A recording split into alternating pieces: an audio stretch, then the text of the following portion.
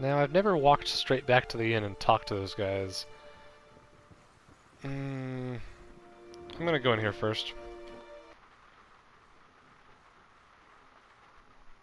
An elven man stands before you. His relatively stocky build suggests a life of labor. His face is pale and drawn, and his eyes wide.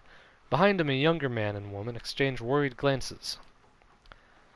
So, I gave him a Scottish accent, even though he's a... which sounds more dwarvish, I guess, but he is a elf, so that's an interesting choice. Also, that voice is going to be hard to keep up, so I might change it. The miller raises a club as you enter. It shakes violently in his grip. Get back if you value your life!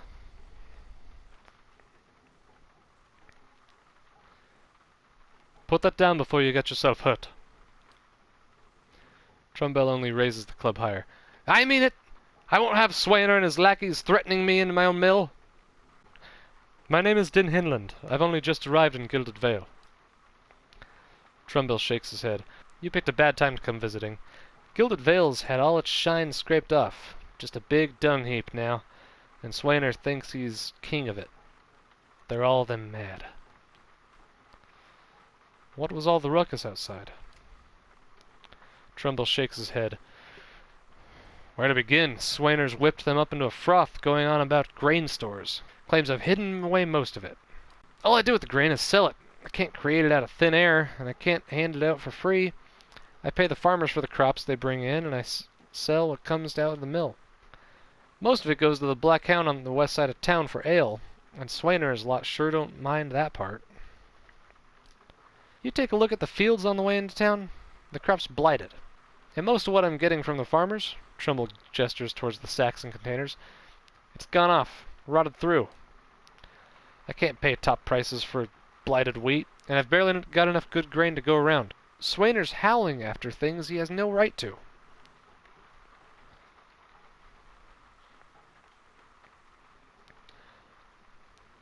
If you don't want those people in here with torches, maybe you ought to stop lying to me. Trumbull blinks, taken aback. I'm not... Look, it's no lie. The stores really are low. And with so little grain going around, I had to raise the prices for some people.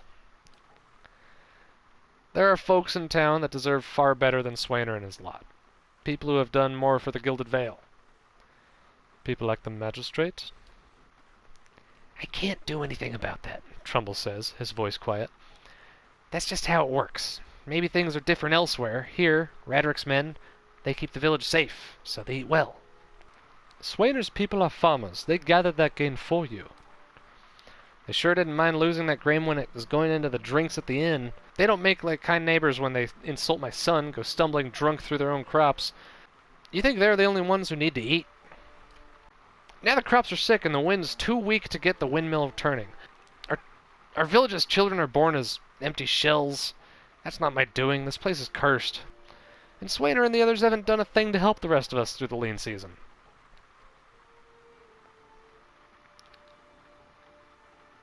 What do you mean? Swainer, the rest, they've always been troublemakers. Loud, drunken fools. That woman with them.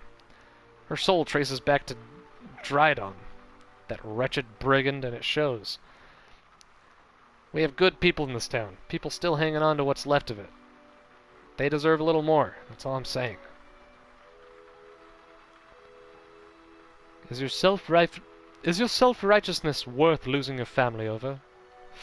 Ooh, is that going to start a fight? That's why I'm glad I saved. Trumbull opens his mouth to protest, but his expression shifts into resignation well before he finally nods and speaks.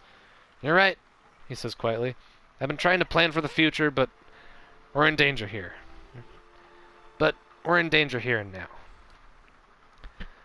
Fine, tell Swainer and the others that I've reconsidered. Provided he pays the same as everyone else, he's welcome to his fair share. Trumbull sighs. Let's hope we can trade for supplies real soon, or we'll all be in a bad way.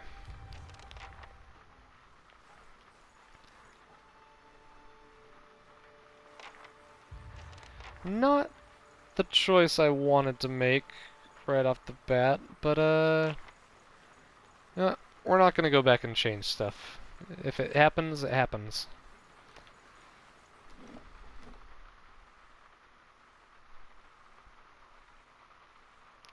I wanted to see my other options first. Let's go talk to Swainer and get that taken care of.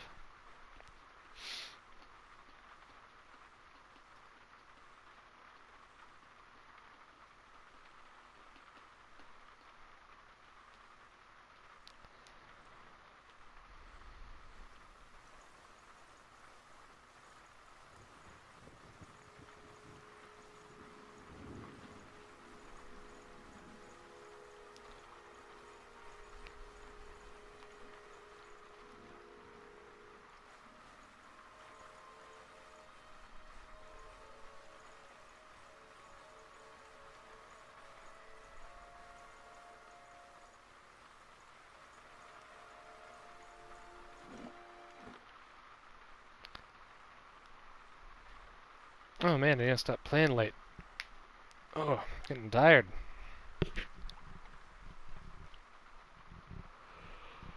Told myself I'd be better about that. Whew.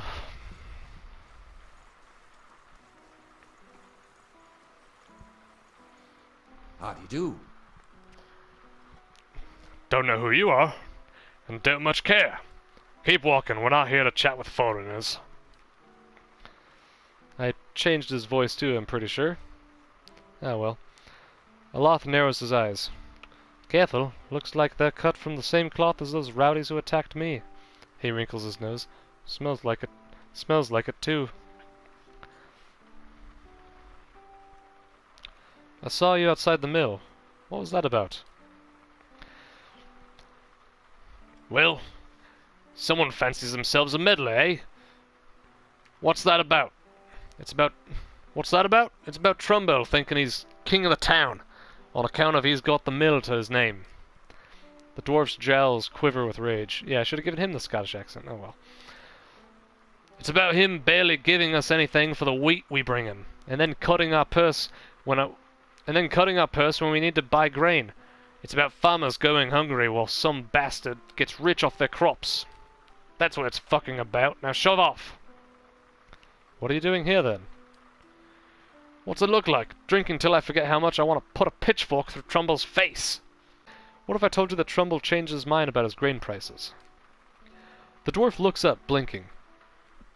What, are you serious? He exchanges looks with his fellows, who grin hesitantly. The old man's listened to reason? About time. I told them he'd come around, but damn if he didn't take his time. About it. He sets a few copper on the table. Here, buy yourself a drink. Now that we can afford it, goes for you too as well. Drinks on me. You gain 10 copper.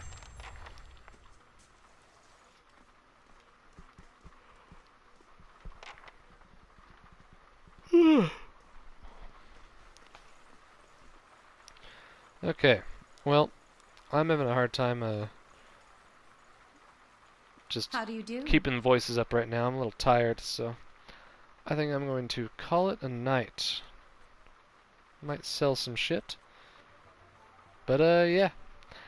I hope you enjoy it, and I'll see you in the next video.